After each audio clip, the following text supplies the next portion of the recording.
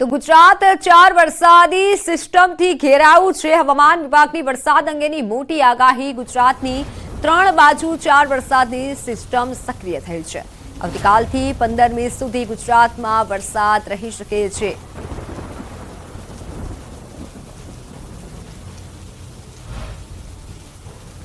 તો આવતીકાલથી 15 મે સુધી ગુજરાતમાં વરસાદ રહી શકે છે, એટલે કે 5 દિવસ વરસાદ 4 વરસાદી જે સિસ્ટમથી ઘેરાયું છે અને 4 થી 5 દિવસ સુધી વરસાદી વાતાવરણ રહી શકે છે। મેપના માધ્યમથી નજર કરીએ ગુજરાત આસપાસ જે 4 સિસ્ટમ સક્રિય થઈ છે અને આ સિસ્ટમ સમજવાનો પ્રયત્ન કરીએ। આ છે ગુજરાત અને રાજસ્થાનમાં એક સિસ્ટમ સક્રિય થઈ છે, પરંતુ પહેલી સિસ્ટમ મધ્યપ્રદેશમાં જે સક્રિય થઈ છે અને તેની અસર ગુજરાતમાં રહેશે, સીધું જોઈ શકાય છે મેપના માધ્યમથી। અને બીજી જે સિસ્ટમ છે તે રાજસ્થાનમાં સક્રિય થઈ છે। મધ્યપ્રદેશ રાજસ્થાનમાં સિસ્ટમ જે સક્રિય થઈ છે અને તેના કારણે તેની સીધી અસર ગુજરાતમાં પડશે અને ગુજરાતના આસપાસના જે વિસ્તારો છે ત્યાં વરસાદ રહેવાનું અનુમાન છે। 15 મે સુધી વરસાદ રહી શકે છે। એક સિસ્ટમ સક્રિય થઈ છે અરબ સાગરમાં સિસ્ટમ સક્રિય થતા તેની પણ અસર ગુજરાત તરફ રહી શકે છે અને જેના કારણે આ 2-3 દિવસ વરસાદ રહી શકે છે। 15 મે સુધી વરસાદ રહી શકે છે। ગુજરાતના જે કાંઠાના વિસ્તારો છે ત્યાં પણ જે પ્રમાણે આગાહી કરવામાં આવી છે, ખાસ કરી દક્ષિણ ગુજરાત અને સૌરાષ્ટ્રના જે વિસ્તારો છે આ તમામ સિસ્ટમ સક્રિય થવાના કારણે ગુજરાત પર તેની અસર રહેશે અને આ ભર ઉનાળામાં વરસાદી માહોલ રહી શકે છે અને વરસાદ આવી શકે છે। 15 મે સુધી હવામાન વિભાગ દ્વારા વરસાદની આગાહી કરવામાં આવી છે। આ 4 સિસ્ટમથી ગુજરાતમાં વરસાદી વાતાવરણ રહી શકે છે। તો ગિરિમથક સાપુતારામાં વાતાવરણમાં પલટો જોવા મળ્યો છે। ગિરિકંદરામાં ધુમ્મસની ચાદર પથરાતા ઠંડીના ચમકારા સાથે આહલાદક નજારો જોવા મળ્યો। દૂર દૂરથી આવેલા પ્રવાસીઓમાં ખુશીની લહેર છવાઈ। એક તરફ લહેરાતી વનરાઈ અને પર્વતમાળાએ જાણે ધુમ્મસની ચાદર ઓઢી લઈ હોય તેવા દ્રશ્યો જોવા મળ્યા। આકાશમાં કાળા ડિબાંગ વાદળો ઘેરાતા નયનરમ્ય વાતાવરણ સર્જાયું। તો સાપુતારાનો આ નજારો છે। ગિરિમથક સાપુતારાની હાલ પ્રવાસીઓ મુલાકાત લઈ રહ્યા છે, જાણે સ્વર્ગમાં આવી ગયા હોય તેવા આહલાદક નજારા વચ્ચે પ્રવાસીઓ મજા માણી રહ્યા છે। કાળા ડિબાંગ આકાશમાં વાદળો પણ ઘેરાયા હતા।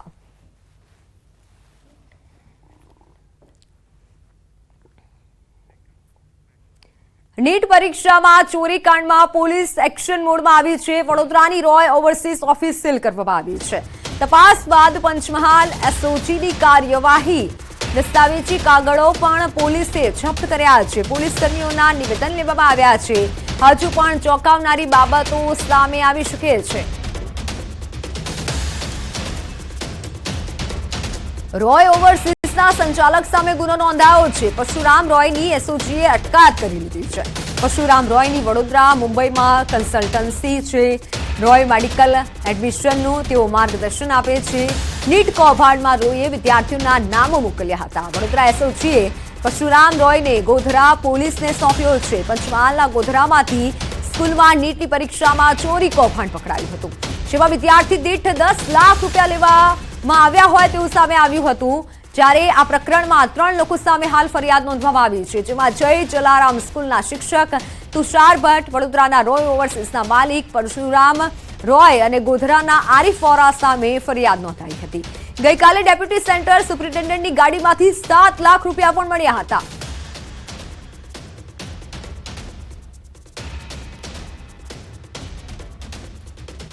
તો દાહોદ બેઠકના પરથમપુરા બૂથનું ફેર મતદાન થશે।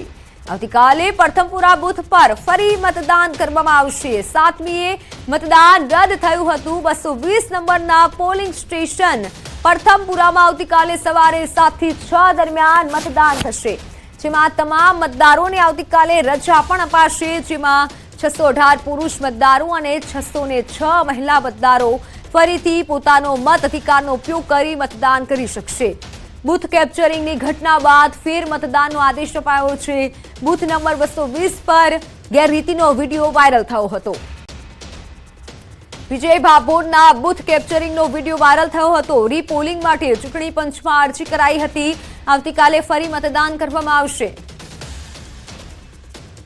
દાહોદ લોકસભા મત વિસ્તારના 123 સંતરામપુર વિધાનસભા મત વિસ્તારના પોલિંગ સ્ટેશન નંબર 220 ખાતે તારીખ 7 મે 2024ના રોજ થયેલ મતદાનને રદ જાહેર કરેલું છે અને તારીખ 11 મે 2024 શનિવારના રોજ સવારે 7 થી સાંજે 6 વાગ્યા દરમિયાન નવેસરથી मतदान करवाનું निर्धारित કરવામાં આવ્યું છે। फ्रेश पोल की सूचना दी है। फ्रेश पोल 11 मई 2024 के रोज हमें सूचना करने को दी गई है। पोलिंग पार्टीज की रचना करने में आ गई हैं। पॉलिटिकल पार्टीज और कैंडिडेट को इसके बारे में लिखित में जानकारी कर दी गई है। तो हाल समाचारों में समय थयो छे विरामनो।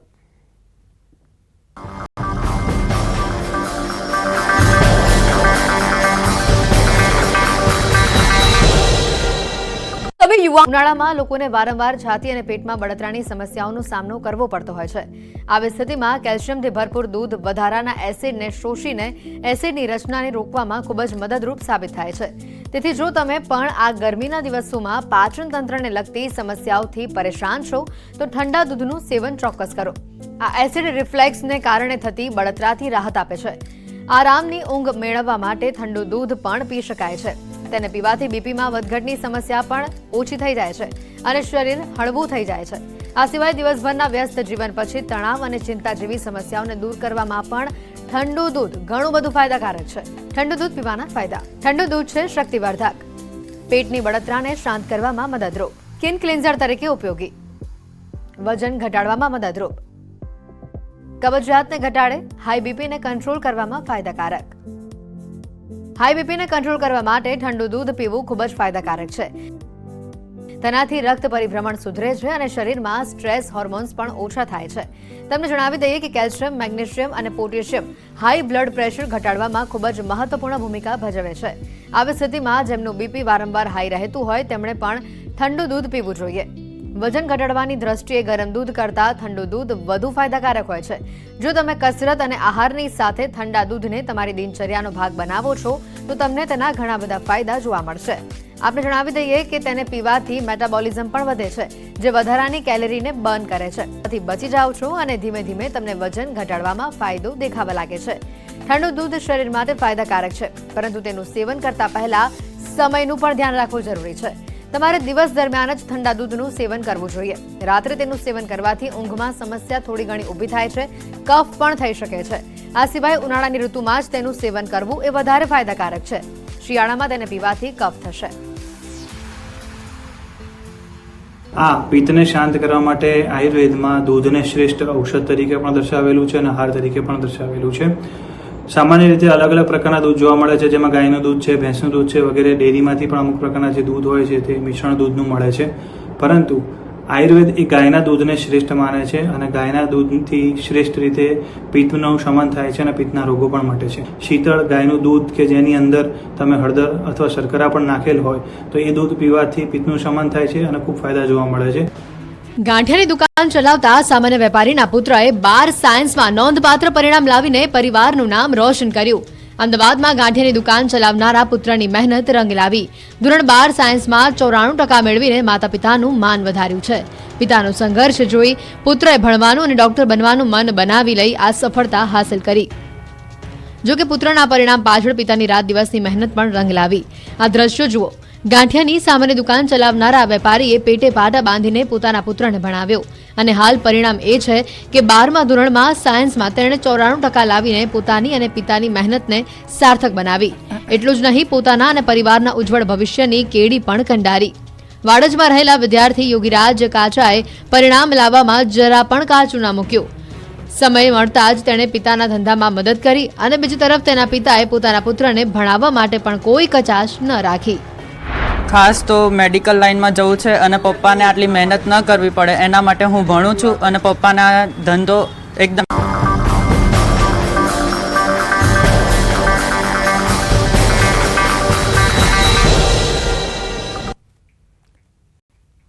Welcome back. મહત્વના સમાચાર પર નજર। ભગવાન જગન્નાથની રથયાત્રાની તૈયારીઓ શરૂ કરવામાં આવી છે।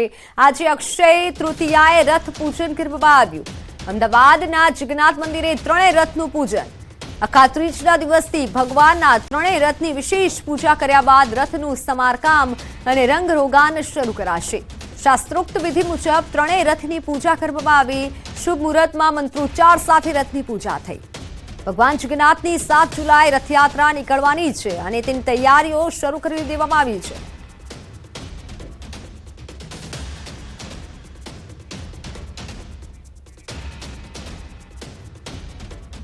જગન્નાથ મંદિરથી મારી સાથે સંવાદદાતા વિભુ જોડાઈ ચૂક્યા છે, જેમની પાસેથી જાણીશું હાલ ત્યાં કેવો માહોલ છે.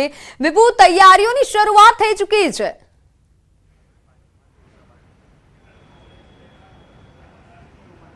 મિત્તલ, ભગવાન જગન્નાથ છે એ રથયાત્રાએ નીકળે તે પહેલાંની જે વિધિ હોય છે તે આજથી શરૂઆત કરવામાં આવે છે. આજે અખાત્રીજ છે અને અખાત્રીજના દિવસે ચંદન યાત્રા છે તે યોજાય છે. એટલે કે આપને દ્રશ્યો બતાવવા માંગીશ કે આ ભગવાન જગન્નાથનો જે રથ છે તેનું સમારકામની શરૂઆત છે તે કરવામાં આવે છે. પરંતુ આ ત્રણેય રથની પહેલાં પૂજા વિધિ કરવામાં આવે છે. મંત્રોચ્ચાર સાથે મહંત અને સાધુ સંતોની ઉપસ્થિતિમાં આ 9:30 કલાકે આ ત્રણ રથનું પૂજન વિધિ કરવામાં આવશે અને ત્યારબાદ જે રથ છે એટલે કે જ્યારે ભગવાન જગન્નાથ યાત્રાએ નીકળ્યા હોય છે અને ત્યારબાદ જે રથ આવે છે તેને તે જ સ્થિતિમાં મૂકી દેવામાં આવે છે. પરંતુ હવે જ્યારે ભગવાન ફરી રથયાત્રાએ નીકળવાના છે ત્યારે તેમના રથને શણગાર કરવામાં આવશે. એટલે કે કલરકામ છે, સમારકામ છે, તે ત્રણેય રથોનું કરવામાં આવશે અને આજથી હવે વિધિની ધીમી શરૂઆત છે તે થઈ જશે. અખાત્રીજના દિવસે પહેલાં તો રથોનું પૂજન બાદ સમારકામ અને ત્યારબાદ એક પછી એક વિધિ છે તે થતી હોય છે. જળયાત્રા નીકળતી હોય છે અને જળયાત્રા બાદ ભગવાન જગન્નાથ છે તે મોસાળ જતા હોય છે અને મોસાળ ગયા બાદ પરત જ્યારે આવે છે અને ત્યારબાદ નગરચર્યાએ નીકળે છે. એટલે કે અહીં હવે આ દ્રશ્યો જોઈ શકો છો કે તૈયારી છે તે કરી દેવામાં આવી છે. તમામ સામગ્રી છે તે લાવવામાં આવી છે. 9:30 કલાકે મંત્રોચ્ચાર સાથે વિધિ કરવામાં આવશે. ભગવાનને ચંદનનો લેપ છે તે લગાવવામાં આવશે. જો કે ચંદનનો લેપ એટલા માટે પણ લગાવવામાં આવે છે કે જે અત્યારે ખૂબ જ ગરમી હોય છે અને ગરમીમાંથી ચંદન જો લગાવવામાં આવે તો ઠંડક મળતી હોય છે. ત્યારે એક ભાવ સાથે ભગવાનને ચંદન છે તે લગાવવામાં આવે છે. એટલે કે આ ત્રણ રથો છે અત્યારે અહીં પૂજા વિધિ માટેની જે તૈયારી છે તે શણગાર કરી દેવામાં આવ્યો છે. મંત્રોચ્ચાર સાથે વિધિ કરવામાં આવશે. સાધુ સંતો અહીં ઉપસ્થિત છે તે જોવા મળશે અને રથનું પૂજન થયા બાદ આવતીકાલથી એટલે કે ધીમે ધીમે હવે સમારકામની શરૂઆત છે, રંગરોગાનની શરૂઆત છે તે કરી દેવામાં આવશે. બિલકુલ વિભુ, ત્યાં ઉપસ્થિત કોઈ ભક્તજન હોય તો તેની સાથે પણ વાત કરવાનો પ્રયત્ન કરશો. કોઈ મહારાજ હોય, કારણ કે તે લોકોમાં પણ વધુ ઉત્સાહ હોતો હોય છે અને આસપાસના લોકો પણ આજના દિવસે ત્યાં ઉપસ્થિત રહેતા હોય છે.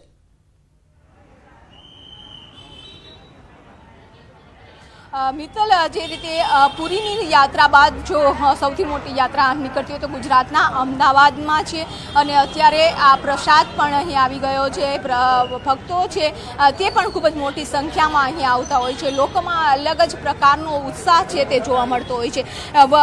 જે 1 થી 2 મહિના છે તે તૈયારી ચાલતી હોય છે અને આ જેના કારણે ભક્તોમાં પણ ઉત્સાહ હોય છે, મોસાળામાં ઉત્સાહ હોય છે. કારણ કે જ્યારે ભગવાન ખુદ નગરચર્યાએ નીકળતા હોય છે તેની તૈયારીઓ ચાલી રહી છે. નરસિંહભાઈ, એક ભક્ત તરીકે આપ શું કહેશો કે આજથી વિધિની શરૂઆત થઈ ગઈ છે, હવે ભગવાન નગરચર્યાએ જે નીકળવાનો છે સમય પણ નજીક આવશે?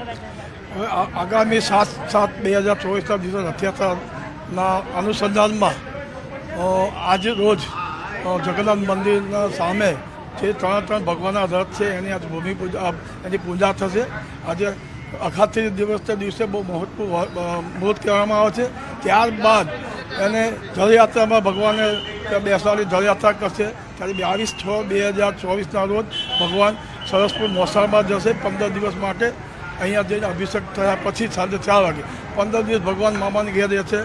ગઈ સાલ કરતાં આ વખતે એટલો બધો ઉત્સવ છે કારણ કે આ વખતે જે 31 તારીખે અમે ડ્રો કર્યો ત્યારે પબ્લિકનો બહુ આહ્વાન હતું, પબ્લિક બહુ આવી હતી અને આજના પૂજનના દિવસે ભગવાન સરસપુર ગામના રહીશો, આજુબાજુ લોકો રાહ જોઈ રહ્યા ક્યારે રથયાત્રા, ક્યારે ભગવાન. બિલકુલ, સતત અપડેટ આપના પાસેથી લેતા રહીશું. આભાર વિભુ સમગ્ર માહિતી બદલ. તો સમાચારોમાં હાલ બસ